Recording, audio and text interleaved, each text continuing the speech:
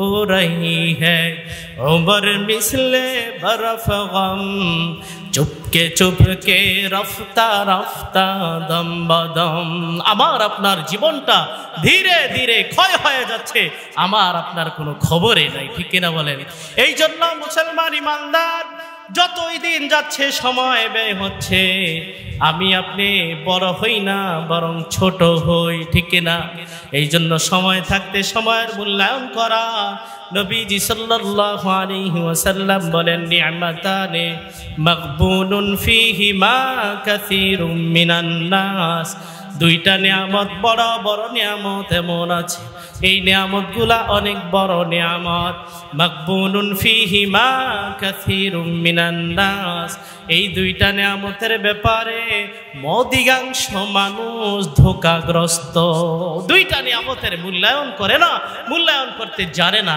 কয়টা নিয়ামত বলেন তো একটা নিয়ামত আস-সিহা সুস্থতার নিয়ামত অসুস্থ হওয়ার আগ পর্যন্ত সুস্থতার নিয়ামতের কদর বুঝে আসে না ঠিক না আমরা একটা কথা বলি দাঁত থাকতে দাঁতের মর্যাদা নাই দাঁতের দাঁত নাই আহারে নাতির দিকে তাকায়া দেখে কি সুন্দর হাড্ডি চাবায়া চাবায়া খায় দাদার নানা দেখে আর আফসোস করে হায় রে সেই দাঁত তো আজকে আমার নাই ঠিক কিনা বলেন এই জন্য এক নাম্বার সুস্থতার নিয়ামত অসুস্থ হওয়ার আগ পর্যন্ত সুস্থতার কদর আমাদের বুঝে আসে না দুই নাম্বার নিয়ামত কি আল ফারাগ সময়ের নিয়ামত সময় কত বড় নিয়ামত যখন হাতছাড়া হয়ে যায় তখন আমাদের বুঝে আসে কিন্তু মুসলমান মনে রাখবেন জামানা বায়কহা লে রাহতা নেহি গুজশতা জামানা ফেরাতা নেহি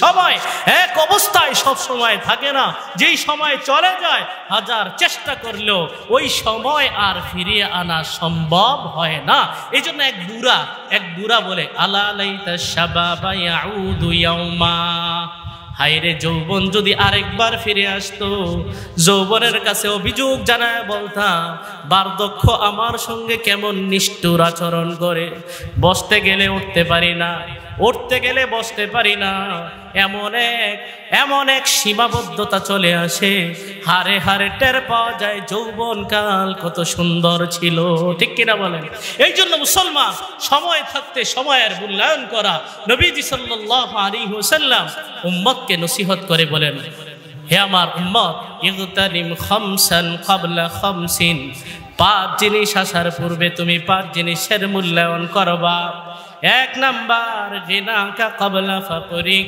দরিদ্রতা আসার পূর্বে তুমি সচ্ছলতার মূল্যায়ন করো ফারাগাকা ক্বাবলা শুগলি ব্যস্ততা আসার পূর্বে তুমি তোমার সময়ের মূল্যায়ন করবা তিন নাম্বার সিহাতাকা ক্বাবলা সাকমিক অসুস্থ হওয়ার পূর্বে তুমি তোমার সুস্থতার মূল্যায়ন করো শাবাবাকা ক্বাবলা হারমিক বার্ধক্য আসার পূর্বে তুমি তোমার যৌবনের মূল্যায়ন করো ও যুবক ভাইরা ইমাম সাহেব মুয়াজ্জিন সাহেব কোন দাঈ যখন দাওয়াত দেয় নামাজের কথা বলে ছিটকানি মেরা বলে আরে মিয়া বিয়ে শাদী করি নাই বাচ্চা কাচ্চা হয় নাই মুরব্বী হয় নাই কিসের দাড়ি রাখা কিসের দিনের পথে চলা এগুলা হোক আস্তে ধীরে হজ কইরা বুজুর্গ হয়ে যাবো একদম ঠিকঠাক হয়ে যাবো যুবক মনে রাখবেন বিবাহ শাদী করা সন্তান আদি হওয়া দাদা নানা হওয়ার পর্যন্ত আপনার আমার সময় আছে কিনা কোনো গ্যারান্টি নাই ঠিক কিনা বলেন এই জন্য মুসলমান যুবক ভাইয়েরা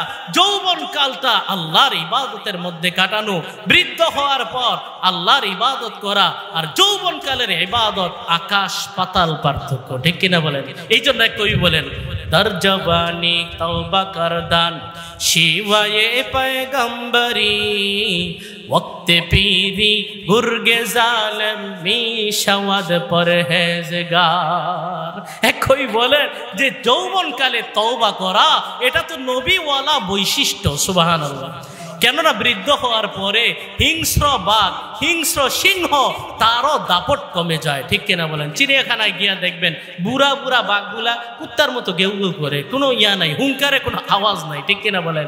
এই জন্য যৌবনকালের ইবাদত আর বৃদ্ধকালের ইবাদতের মান সম্মান মর্যাদা আল্লাহর কাছে একরকম না। নবীজি সাল্লাল্লাহু আলাইহি সাল্লাম বলেন, সাবাতুন ইউজিল্লুহুমুল্লাহু ফি জিল্লিহি ইয়াউমা লা জিল্লা ইল্লা জিল্লুহ। 7 শ্রেণীর মানুষ এমন আছে যাদের ব্যাপারে আল্লাহর সিদ্ধান্ত হলো কাল কিয়ামতের সেই কঠিন দিনে আল্লাহ আরশের ছায়াতলে তাদেরকে ছায়া দান করবে। সুবহানাল্লাহ। কয় শ্রেণীর মানুষ? 7 শ্রেণীর মানুষ। এর মধ্যে একজন হলো, নবী বলেন, ওয়াশাবুন নাশাআ ফি ইবাদাতিল্লাহ। ওই যুবক, যেই যুবক তার যৌবনটাকে কাটায় আল্লাহর ইবাদতের মধ্যে। সুবহানাল্লাহ।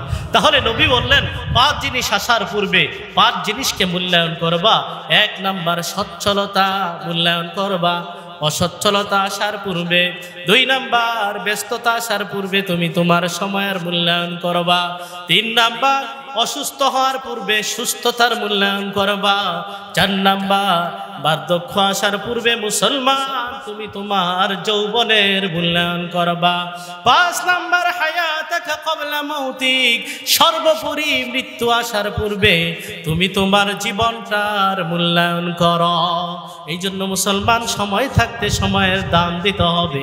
মৃত্যুর হাত থেকে বাঁচার মতো ক্ষমতা আমার আপনার দুনিয়ার কোনো ক্ষমতাধরের নাই, ঠিক কিনা বলেন?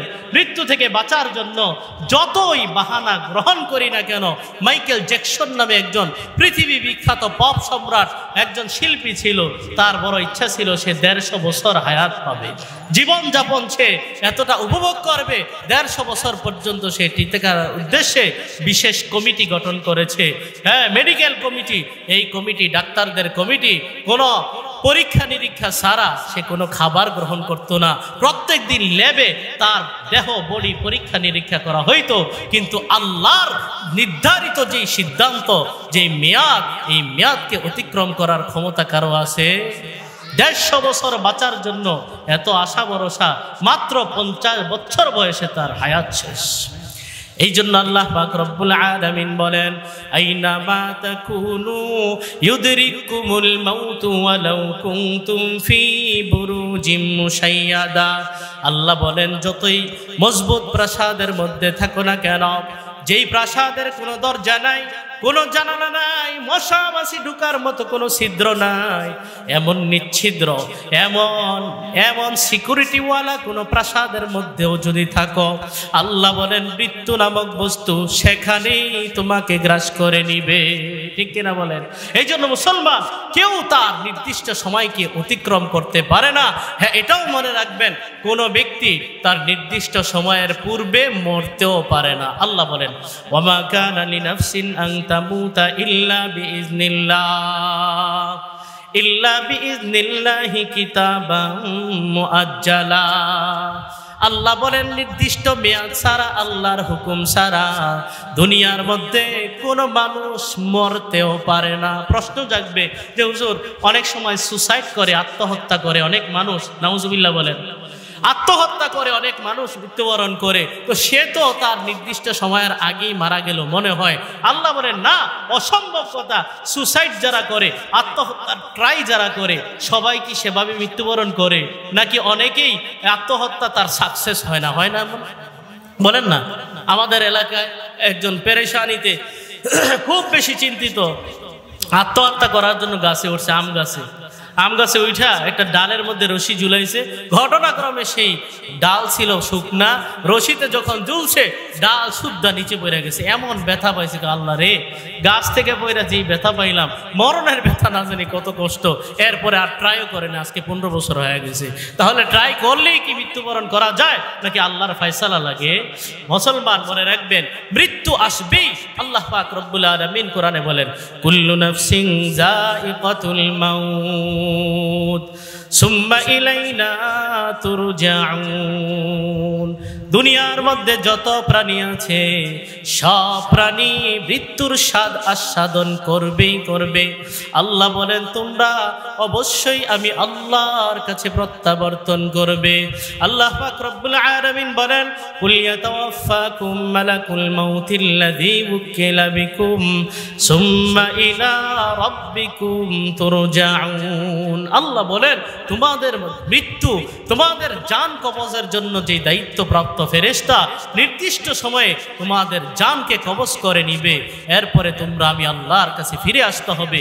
এই জন্য এক কবি বলেন আল মাউতু কাসুন কুল্লু নাসিন শারিবু ওয়াল কবরু বাইতুন কুল্লু নাসিন দাখিলু।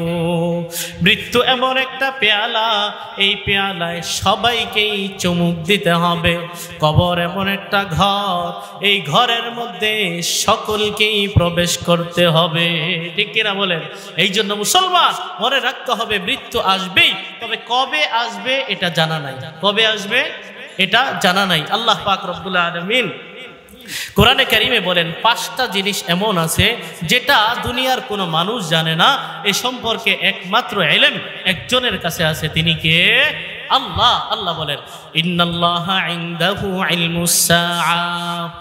কিয়ামত কবে হবে সঠিক ইলম একমাত্র আল্লাহর জানা। কিয়ামত কবে হবে দুনিয়ার কেউ জানে? ইন্নাল্লাহা ইনদাহু ইলমুস সাআ। কিয়ামত সম্পর্কে সঠিক ইলম একমাত্র আল্লাহর। ওয়া ইয়ালামু মা ফিল আরহাম। মায়ের গর্ভে সন্তান কি হবে, ছেলে হবে নাকি মেয়ে হবে, এই সম্পর্কে সঠিক ইলম একমাত্র কার? আল্লাহ।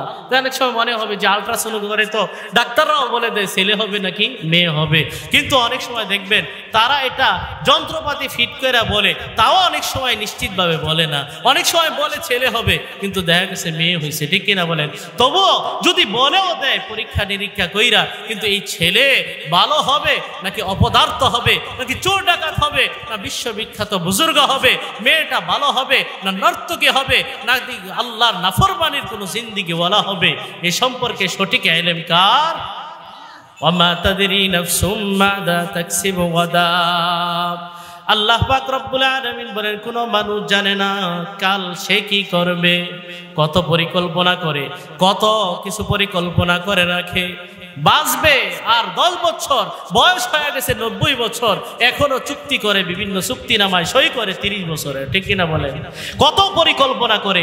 এই যে আজকে মাহফিলের আয়োজন, কত আয়োজক, কত কমিটি, কত কর্তৃপক্ষ মাহফিলের সুন্দর আয়োজন করে, কিন্তু হঠাৎ করে মাহফিলের দিন বৃষ্টির কারণে, বিভিন্ন বাধা বিঘ্নতার কারণে আর মাহফিল হয় না। ঠিক কিনা বলেন? এই জন্য মানুষের বাস্তবায়ন, মানুষের পরিকল্পনা সব সময় বাস্তবায়ন হয় না। বাস্তবায়ন হয় একজনের সিদ্ধান্ত, তিনি কে? আল্লাহ। আল্লাহ বলেন ওয়ামা তাদরি নাফসুম মাযা তাকসিবু গাদা ওয়ামা তাদরি নাফসুম বিআইয়ি আরদিন তামুত। আল্লাহ পাক রব্বুল আলামিন বলেন কোন মানুষ জানে না কোন এলাকায় তার মরণ হবে। ঠিক কিনা বলেন? এই জন্য মৃত্যু সুনিশ্চিত, কখন আসবে এটা অনিশ্চিত। এই জন্য মৃত্যুর জন্য সদা সর্বদা প্রস্তুত থাকতে হবে। মুসলমান, মৃত্যু যেহেতু আসবেই, এই জন্য আমাদেরকে জীবনযাপন এমনভাবেই করতে হবে যেন এই মৃত্যু আমাদের জন্য কোনো দুঃখের কারণ না হয়। এই মৃত্যু যেন আমাদের জন্য সুসংবাদের বার্তা বয়ে আনে। জীবনটাকে এমনভাবেই কাটাতে হবে। আমাদের বাংলাদেশের জাতীয় কবি কাজী নজরুল ইসলাম তিনি একটা কথা বলেছিলেন, যেদিন তুমি এসেছিলে ভবে কেঁদেছিলে তুমি একা, এসেছিল সবে এমন জীবন তুমি করিবে গঠন, মরণে হাসিবে তুমি কাঁদিবে ভুবন। এই জন্য মুসলমান, যদি জীবনযাপন এমনভাবে করতে পারি, আল্লাহর সন্তুষ্টি মাফিক করতে পারি, এই মরণ আমাদের জন্য কোনো দুঃখের কারণ হবে না, বরং সুখের বার্তা বয়ে আনবে। ঠিক কিনা বলেন? এই জন্য নবীজি সাল্লাল্লাহু আলাইহি সাল্লাম বলেন আল মাউতু তুহফাতুল মুমিন। মৃত্যু হলো ইমানদারের জন্য উপঢৌকন। সুবহানাল্লাহ। উপহার দিলে মানুষ খুশি হয় না বেজার হয়? বলেন না, উপহার দিলে খুশি হয় না বেজার হয়? এই জন্য নবীজি সাল্লাল্লাহু আলাইহি ওয়াসাল্লাম মৃত্যু সজ্জায় যখন শায়িত বলে আল্লাহুম্মার রফিকাল আ'লা, আল্লাহুম্মার রাফিকাল আলা, দুনিয়ার কিচ্ছু চাই না, ওগো আল্লাহ আমি আমার পরম বন্ধুর সান্নিধ্য পেতে চাই। সুবহানাল্লাহ। নবীজি সাল্লাল্লাহু আলাইহি সাল্লাম বলেন, মান আহাব্বা লিকা আল্লাহ আহাব্বাল্লাহু লিকাআ, কোন ব্যক্তি যদি পছন্দ করে যে সে আল্লাহর সঙ্গে সাক্ষাৎ করবে, আল্লাহ স্বয়ং তার সাক্ষাতের অপেক্ষায় থাকে। সুবহানাল্লাহ। ওমান কারিহা লিকা আল্লাহ, কেউ যদি আল্লাহর সান্নিধ্য পেতে অপছন্দ করে, নবী বলেন কারিহাল্লাহু লিকাআ, আল্লাহ পাক রব্বুল আলামিন তার সাক্ষাৎ পেতে অপছন্দ করেন। বলেন নাউজুবিল্লাহ। এবার সাহাবায়ে কেরাম বলেন, ইয়া রাসূলুল্লাহ ইন্নামা কারাহিয়াতু লিকাইল্লাহি ফি কারাহিয়াতিল মাউত, ওগো আল্লাহর রাসূল, মৃত্যুকে অপছন্দ করা মানেই তো আল্লাহর সান্নিধ্য, আল্লাহর দিদারকে অপছন্দ করার নামান্তর। তো আমরা তো সবাই মৃত্যুকে অপছন্দ করি, ঠিক কিনা বলেন? আমরা তো সবাই মৃত্যুকে অপছন্দ করি। তো মৃত্যুকে অপছন্দ করা মানেই তো আল্লাহর দিদারকে অপছন্দ করা হলো। তার মানে আমরা কি আল্লাহর দিদারকে অপছন্দ করি? তো আল্লাহও আমাদের সাক্ষাৎ পেতে অপছন্দ করেন। সাহাবায়ে কেরাম ভয়ে ভয়ে প্রশ্ন করলেন। নবীজি সাল্লাল্লাহু আলাইহি ওয়াসাল্লাম বলেন, না না, তোমরা যেমনটা বুঝেছ সেটা নয়। ইন্নামা যালিকা ইনদা মাউতিহি, আমি যে অবস্থার কথা বলেছি এই অবস্থা হলো মানুষের মরণের সময়।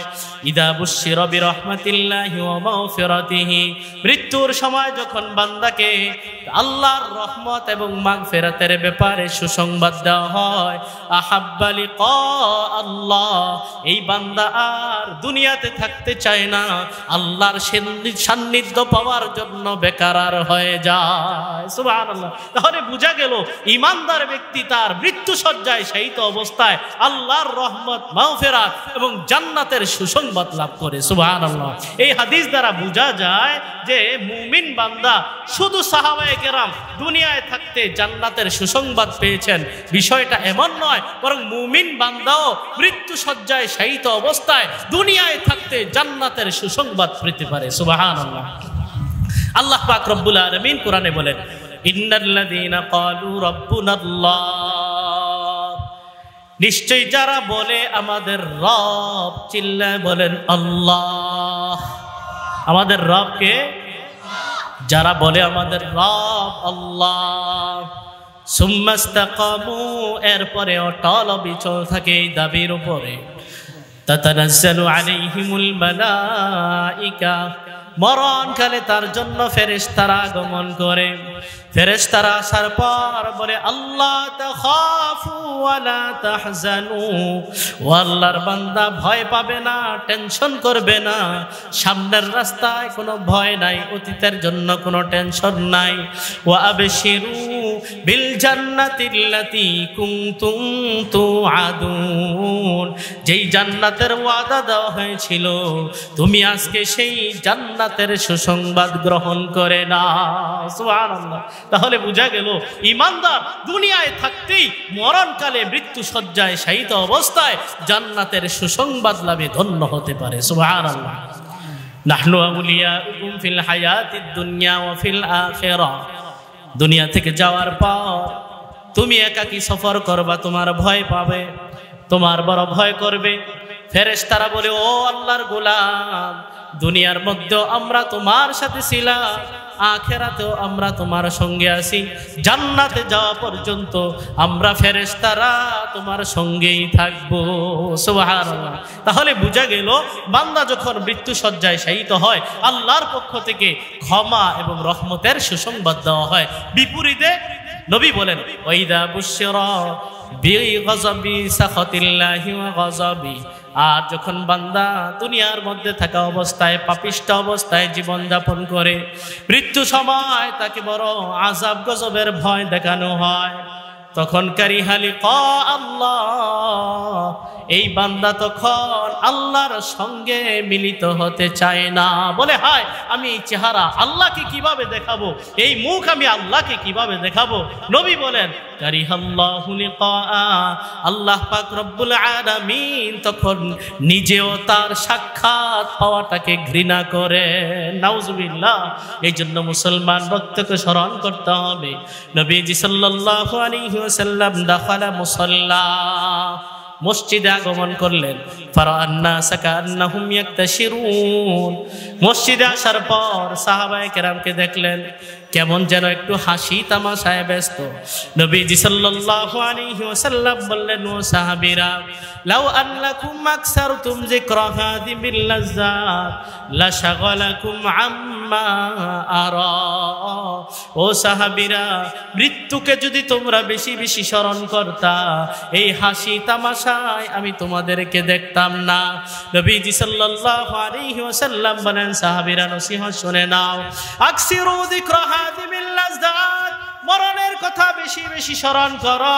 ফাইন্নাহু লাম ইয়াতি আলাল কবরি ইয়াউমুন ইল্লা তাকাল্লামা ফীহি, প্রত্যেক দিন কবর আমাকে আপনাকে ডেকে ডেকে বলে, ইবনা আদম, হে আদম সন্তান, আনা বাইতুল ওয়াহদা, আমি কিন্তু একাকী ঘর, আনা বাইতুল গুরবা, আমি কিন্তু মুসাফির, আনা বাইতুত তুরাব, আমি কিন্তু মাটির ঘর, আনা বাইতুত তুরাব, আমি কিন্তু মাটির ঘর, আমি কিন্তু পোকা মাকড়ের ঘর।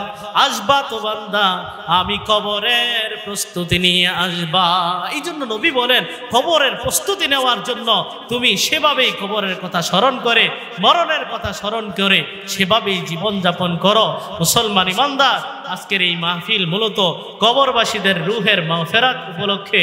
এই কবরবাসী আমি আপনি অচিরেই হতে চলেছি, ঠিক কিনা বলেন? এই জন্য আমার আপনার জীবনটাকে সেভাবেই সাজাতে হবে। আল্লাহ যেন আমাদের কবরের জীবনটা সুখময় করেন, সুন্দর করেন। আল্লাহ সন্তুষ্টি নিয়ে যেন আমরা সকলে কবরের পথের যাত্রী হতে পারি। আল্লাহ তাআলা আমাদেরকে তৌফিক দান করেন। সকলে বলে আমিন। ওয়া আখিরু দাওয়ানা আনিল হামদুলিল্লাহি রাব্বিল আলামিন। আসসালামু আলাইকুম ওয়া রাহমাতুল্লাহি ওয়া বারাকাতুহু।